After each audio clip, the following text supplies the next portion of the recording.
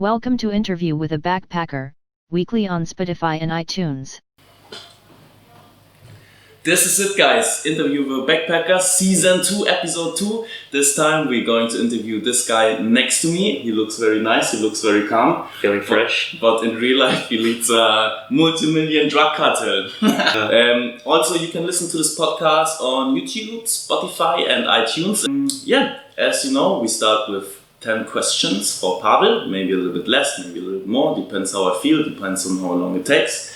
And then we have 5 quick questions for my friend, 5 quick words, not questions. And yeah, that's it. Let's go. Hey guys, my name is Pavel and I'm looking forward to doing this interview. I'm from Poland, born in Australia originally, but my roots are Polish. I've been traveling around Australia for the last 6 months. I wanted to go travel the world, but that wasn't possible, so I decided to learn more about my country and see the East Coast. Been working online remotely for the last 6 months, and I'm not a drug dealer, but I do work in the drug industry, teaching doctors how to prescribe medical cannabis. That's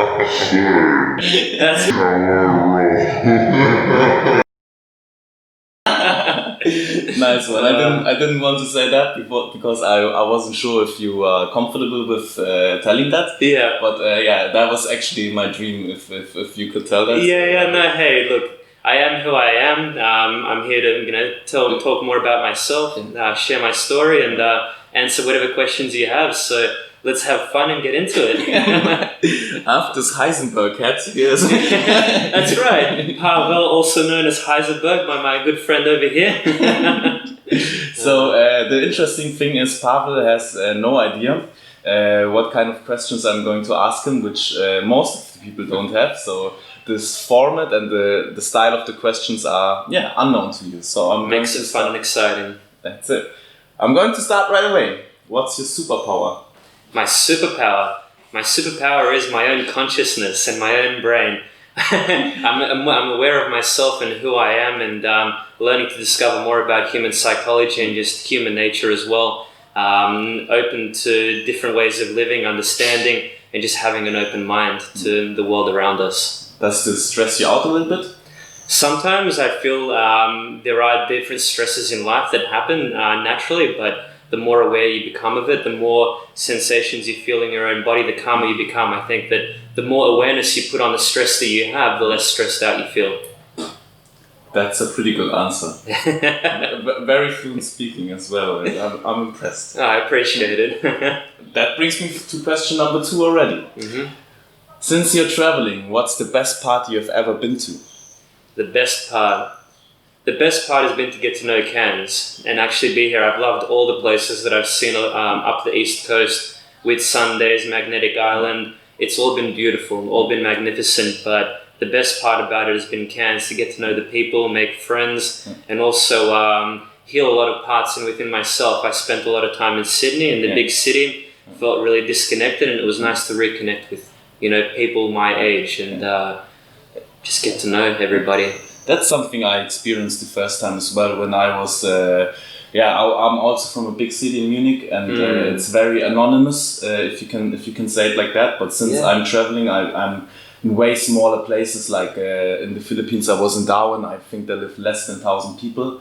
So everything was way more familiar, which I really, really enjoyed. And also, Cairns, I don't know how many people live here, like a couple of thousand people, maybe you know it. But don't know exactly, but it's a smaller community. I remember living in Sydney and, being in my apartment and going up the elevator, saying hello to my neighbor, and I go to look like, what the hell do you want from me? Here you walk down the street and you walk and bump into 5, 6 different people that you know. Everybody's welcoming, everybody says hello, and everybody's just nice. I actually like that a lot. I see it the same way as you do. So, assuming you have a twin brother, he wants to start traveling soon, what tip would you give him? Have no expectation. Let go of all your plans and expect the unexpected. And I think that one quote that I really like, and I've heard this before: let go of the life you planned in order to live the life that's waiting for you.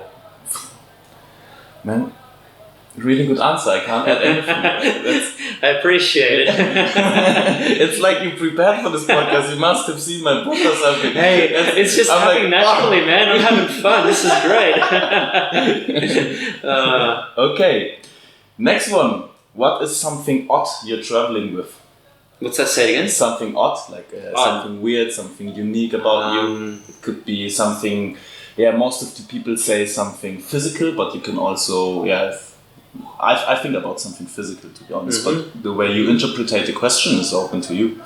For sure. Well, my whole plan was, so when I left Sydney, I got rid of my apartment, I got rid of everything, sold all my furniture, took my car, my backpack and my laptop, and that was it that I took with me. But when I first left Sydney, I wasn't really sure what to expect. I didn't know what I was going to do. And so I took 2 monitors with me and a portable desk. What? So like 2 monitors, screen monitors to connect my laptop to, and a portable desk. So the first couple of weeks I had a full-on portable desk to do all my work. And then after a couple of weeks I realized that I didn't need any of it, so I left it all, I got rid of it, and now I downsized as much as possible. So all I have is, I literally had a portable office with me working as I left Sydney, but I didn't know what to expect. Like I said, I thought I was going to stay in Byron Bay and live there, relocate. I met some amazing people, started living in hostels, and I decided to keep going up north, and then I got rid of everything. Now all I have is my laptop. I have, my scuba mask to be able to go diving, my duffel bag, some clothes, what else? A stove for cooking if I go camping, and that's pretty much it. It's amazing how traveling makes you realize how less stuff you need and how much unnecessary stuff you have. Also, if I think the other way around, like what kind of stuff I bought when I was in Munich and when I had a frequent income, it's just so much crap, so much shit. And now when I invest in something, it's I would think way more about it, and I'm pretty sure most of the things I invest in, I really, really need them. And that brings me to my next question. Well, that was a nice link. That was maybe the best bridge I ever built in this podcast. Leading into question. One question: what's the biggest investment you made while you are traveling? I bought myself a MacBook Pro. Oh, but that's necessary. But that's necessary, right? The biggest investment that I made while I was traveling. Let's have a think about that. Lots of good food. Lots of good food. What else did I buy? The most expensive investment, huh? I would say like it's. But if it's the MacBook Pro, it's the MacBook Pro. What happened was I had a really old laptop with me as I was going up working, and it just started to crash. So I bought myself a whole new laptop. Apart from that, I haven't really invested in anything. It's just been food, accommodation. I haven't bought any crap while I was gone. Somehow a good feeling, eh? It's a good feeling, yeah. I mean, the whole point of this was to be as minimalistic as possible. Now, if I had to go through, nothing really stands out, off the top of my head. Just little bits and pieces that I needed along the way. But I never bought anything big. I never spent more than, a few $100s on anything. Maybe a French press. I bought myself a coffee plunger. For $50. That comes in a travel version already. Exactly. It's interesting you say it's about being minimalistic, and the people I interviewed before, they all used the word being minimalistic, and but the way they thought about it was differently. For some it was a challenge getting there, and they didn't really feel comfortable, like they didn't feel the passion becoming minimalistic. And for you, I would say like you complete opposite. Yeah. Like I think I sent back. I had a what's called a yoga mat. I had a heater. I had some roof racks. I had all this random stuff, and I'm pretty sure I sent back about 30 kilos back to my parents' place of stuff. So for me, I was actually really I felt really stuck, or what am I the word that I'm looking for? I felt very. I had a passion for the minimalistic side. And I felt uncomfortable holding on to all these things because I wanted to have space so that if I go rideshare or I travel, I can have people with me, not just all my stuff. So it was the opposite. And so every time I sent something back or I got rid of something, it felt more freeing. It felt fantastic. That's pretty cool. It's nice to hear. Okay.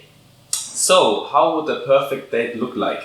A date. A perfect date, yes. A date. All right. So taking a girl out for a date. Yeah. For me, what would be a perfect date? I think it's something that's spontaneous. Yeah. If I go on a date, I don't like to plan too much ahead, but I like to have a nice idea, whether it's a nice dinner or getting to know what the person likes and trying to create an experience for somebody, whether it's to go scuba diving or maybe go to Green Island or maybe go for a nice dinner, or depending what they like, they want to try something new. But for me, it's about being as spontaneous as possible and creating a space or a moment to be able to get to know somebody and get to know what they like and create a nice, comfortable experience. All right. What's your best travel experience? My best travel experience? Oh, the first positive one that comes in your mind. Well, so I have a good friend of mine who named Otto. he was here the other day, and I remember waking up one morning after a night out. We were going to the gym, and he said, "You know what we're doing today? We're going bungee jumping." And I never thought in my entire life I would go bungee jumping. I was scared of heights. I'm like, no, I'm never going to go bungee jumping in my entire life. He said that we're going bungee jumping, and first of all, I said, "Fuck, I'm going to shit my pants in a second. I don't know if I can do this." But then after a couple of seconds, I thought to myself, well, if I'm going to do it once in my life, this is the best opportunity to do it with a good group of friends. Yeah. And I remember getting there, feeling all the nervousness, the anxiety, the emotions, everything that was happening in my own body, all these different sensations that I haven't felt in before. Buying the ticket, going up to the top, climbing and just seeing as it got higher and higher, reaching to the top and thinking, fuck, am I actually going to jump off of this? And it was the best experience. I tried not to think about it too much, just clear my head. I jumped off, and afterwards I felt so free. I felt amazing. Would be doing the bungee jump, would that be something you wouldn't have done alone? You would. Yeah, I would have never thought of doing it alone. I think that if Otto didn't suggest it or didn't organize it, I think I would have never gone bungee jumping. Is that something is that a situation you find yourself quite often since you're traveling, like more often than before, like getting out of your comfort zone, for example? 100%. This whole experience has been about getting out of my comfort zone. And actually, when I did go bungee jumping, this was a few months ago, and since then it's been more and more getting out of my comfort zone, connecting with people, talking to people, putting myself into situations, guys, girls, whatever it is, different experiences, different ways of communicating as well. And it's been amazing to get out of my comfort zone to a point that I feel like now I've discovered a part of myself that I never knew existed back in Sydney. And I felt like when I lived in Sydney, it was a safe and secure lifestyle. I felt like I was in a cocoon or a bubble. The day-to-day life, waking up, going to work, dinner, takeout, Netflix, go to bed. Whereas now I still work online. I do what I need to do to make a living, but the rest of my days are unexpected. I wake up in the morning and I don't know what I'm going to do. For example, a few weeks ago, you said we're going to go to the Crystal Cascades, and I spent the morning at Crystal Cascades. Was it Patrick, right, that suggested it? And I had not planned it. I woke up in the morning and I thought to myself, you know what, let's do it. And that was my day. Expect the unexpected. That's pretty inspiring to hear, honestly. Appreciate it. I'm already thinking about which question I'm going to ask you next. And this is a question I've never asked someone in a podcast before. And so let's see. It's new for me as well. So where do you see yourself in 5 years? Where do I see myself in 5 years? That's a very good question. 5 years ago, I would have had a full plan for everything. Where I see myself in 5 years, what I want to do. Now when I think about it, I don't really want to plan. I want to see what life has to unfold for me. But I have a general idea. I know that for me, the most important thing is to have good people, but also to feel free and to not feel like I'm in shackles with society and the system and how it all works. I'd like to continue working online. I'd like to be able to help as many people doing what I do. So I feel very passionate about the work that I do, helping people, spreading awareness and knowledge about medical cannabis, but also about other medicines, alternative medicines that can help people. I went through a lot in my life. I used to be obese. I used to have a lot of, anxiety. There was points in my life where I felt very depressed, and there was a lot of personal development that happened in the last few years, and I'd like to continue doing that, but also inspiring people to just reach their full potential, be who they want to be, and connect with people, and see as much of the world as possible, hopefully, but for now see as much of Australia as possible, meet as many people as possible, create as many experiences as possible, and just enjoy life and live my best life. That's pretty amazing. The way you are talking is like I get to know you as someone that is standing on both of his feet. I don't know if this is a saying in English as well, but that means like you are a very stable person. You know what you want, you have an aim for something, you look at something, then you want to do it. And the way you explain yourself is like, your past, the past Pavel, is someone different, someone that is seeking a lot of things, someone that maybe has found his how do you say that in English? He's found himself, or his feeling. Well, I just felt very lost as well. Somebody who's a seeker. I know what you mean. I was seeking a lot, but I got to a certain point in my life where I realized that what I was seeking was right in front of me. All I had to do was open my eyes. Every question with a nice, it's a saying, you don't? Yeah. With a nice saying at the end. I like to play with words a little bit, you know. It's like poetry. It's like poetry. It's like Instagram posts. Yeah, but the good ones.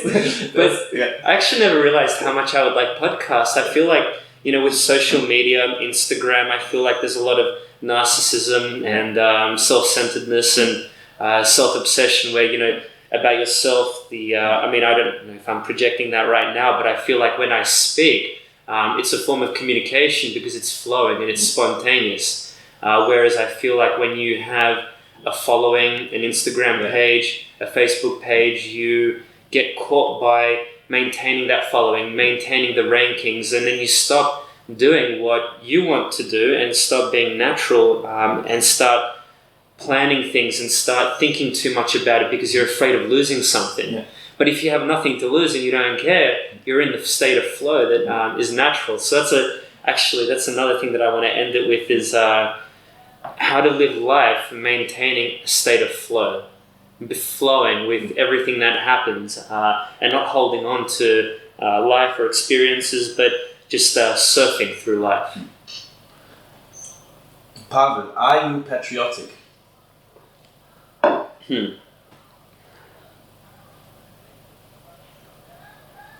I am. I mean, that's a very good question, and one that's hard for me to answer, because for myself, I believe that everybody has a history. I'm very patriotic about where I come from. I have a lot of respect from where I come from, where my family comes from, but I also appreciate the home that I live in now, and being in Australia.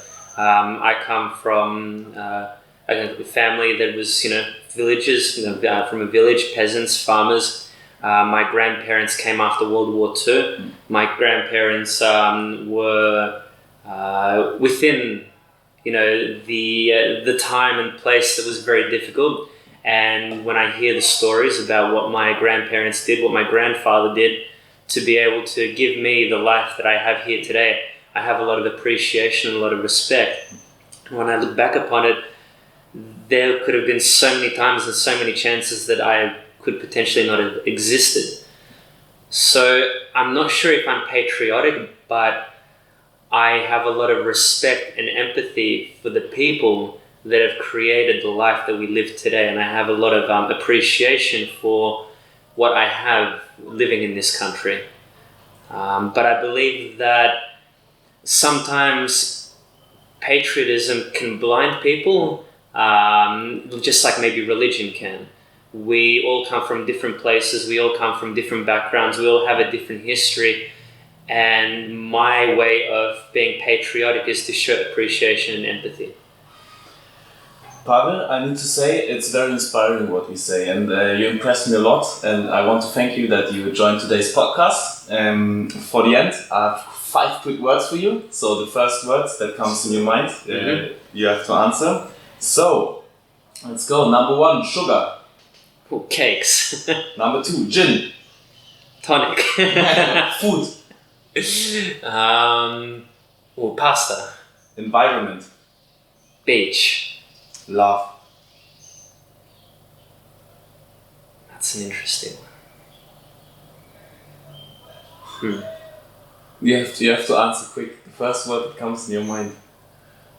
For example, for me, it's most of the time it's hate. I don't know why, but it's just the opposite. Compassion. Okay. Wisely chosen. Alright guys, I'm appearing in front of the camera again, so if you're listening to the to this podcast on Spotify or iTunes, then I'm going for the YouTube video in front of the camera now, so my English is very bad today, I'm sorry for that, but it can't be perfect all the time, and this is like a very authentic podcast, so yeah, just take it as is, you fuckers. Woo! And that's it. Follow me on Instagram if you want to stay tuned, DYSN49. And remember, every week there's another backpacker getting interviewed. And if you want to hear more of Pavel, I'm gonna, you can message me. And that's probably stupid. Maybe I cut this out. On Instagram, right? Pavel the Explorer. If you want to follow me, message me. I'm not much of a Instagrammer, but and that's why I can always connect, right? If you want to send me a message, if you have any questions, feel free to reach out. Or you will get a lot of drug questions. Yeah. Damn. All right, guys. See you next week. Thanks a lot.